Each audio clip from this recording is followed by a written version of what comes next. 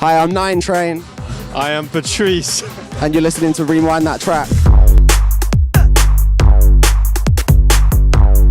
McLoone here for Rewind That Track, joined on the sofa at 140 Live event with Patrice and 9Trane here in Huddersfield on a Sunday at BASSment. Lads, how was it today?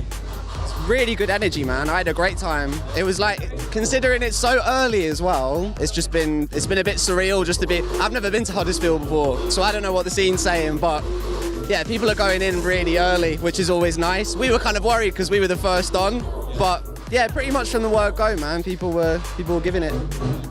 Yeah, it was nice. It was nice to play a 140 set to a crowd who are going to react to 140. I haven't done it since probably Outlook festivals. The thing as well with grime, it's one of those things, if you play an event where it's not a grime crowd, you've almost got to convince people.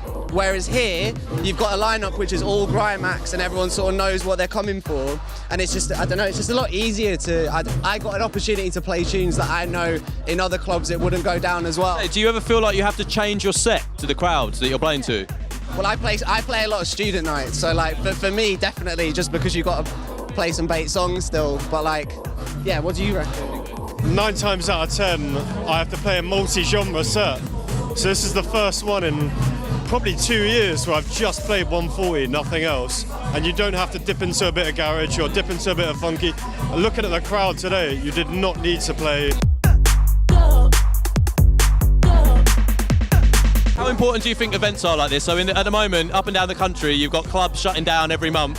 How important is it to have like these upcoming events and these ones on a Sunday and these ones on a Saturday where like, you can draw in like 5 different MCs, 5 different artists? They might not have heard of everyone, but the crowd's there to sort of for the energy, not for sort of like a certain act.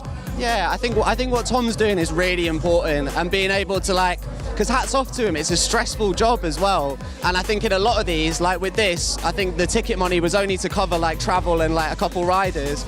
But like, he's just done this for the love of the scene, because he knows that like we're able to get bookings off it. We get some nice footage of us like doing a good set. So I think like, well, yeah, respect to him really. First track or single or album you both ever bought when you were younger, no matter how embarrassing? You're smirking. First one when you were younger. Robbie Williams, what's the... Angels? No, the football cover one. Sing While You're Winning or something. I don't even know that one. That one, big track, big up Robbie. I've got like a first album, but I think the first ever CD I bought is terrible, bro. It was Yeah by Usher. I got the single. And it had. How young are you? Had the instrument. When was that? That 2000 and. It must. You're about my age. Well, you know. Okay, so the first album I remember buying was 2. It was the Slim Shady LP. Good choice. And Hybrid Theory by Linkin Park. What's the maddest thing both of you ever seen in a rave? Like straight off the top of the head, no matter how weird or wonderful it is. Don't know. I think like MCs sometimes, if you play in a random area and they've got like local MCs, I've had a couple people who just really shouldn't have been rapping at all. Yeah, I guess maybe that. Outlook's always mental, isn't it? That's always.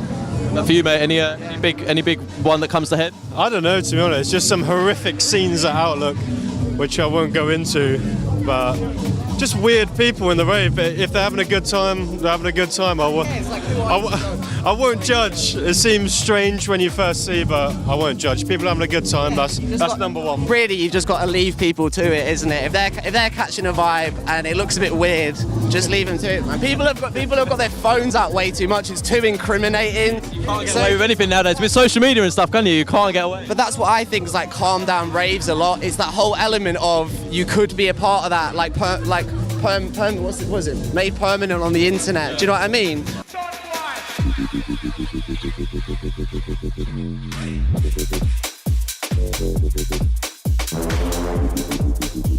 It's made the scene worse a little bit with the amount of phones that are out now and stuff in the rave and on the dance floor and stuff. Do you think more people are worried about, like you said, getting the drop rather than feeling the energy? Again, 50-50. I like to see a video of my set, but I don't like to constantly look out and just see people like that. If you're still dancing and enjoying, you're doing a bit of a video, fair enough. But I've had people just stand at me like that, flash in the face for 10 minutes at a time, just that. Those are the people that aren't enjoying it. They're there to kind of look cool. Posers. Yeah. Yeah. Two lads that are getting booked on events like this here on a Sunday with the 140 crew. What advice would you give to upcoming DJs and producers that are in the scene and might not necessarily be getting the attention that they want, or might not be getting what they want with music? What advice would you give people to sort of persevere? Or I'd say don't take yourself too seriously. Play free gigs, because it's important as well. For an opportunity, don't think of yourself so highly that you can never do a free gig, because if something comes about, you need to think about the longevity of that. Say today, man, if everyone was getting paid their normal prices for a club, you wouldn't be able to put on an event like this. So I think it's really important for you to recognise sometimes it's just good to be part of a set, or like, I don't know, some people could just get really uppity if they've had like 2 big tunes and then all of a sudden it's like, they're inaccessible. But yeah, man, I'd say don't take yourself too seriously.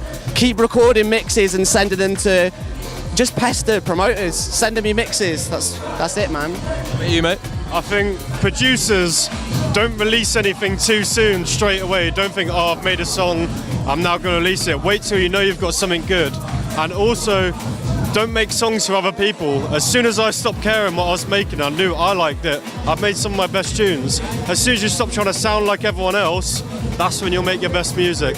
That's for producers. DJs, I don't know. It's hard to say. That's a tricky one if you don't produce. I don't personally know how it works. Yeah, like, I've only started producing about a year ago. So like for a while for me, it was just networking. Go to raves as well. Even if you're not on the lineup, I think it's important to show up to these raves and say hello to people. Be a familiar face type thing and get within the scene. Yeah, man, because then people know that you're supporting it, and then it's like, oh, that guy's a good lad, and he can DJ or whatever. If you're staying in your bedroom and then like doing all this, it doesn't really make a difference. Whereas you need to show up to events like this, because it is kind of dying out. So it's more important at this time than ever to come down to the rave and pay for a ticket. Don't expect guest list. Basically. That's a big one as well. Don't expect get list. What? It's like the same price as a drink. It's ridiculous. Right, lads, that's absolutely perfect. Thank you very much. Nice one. Nice one.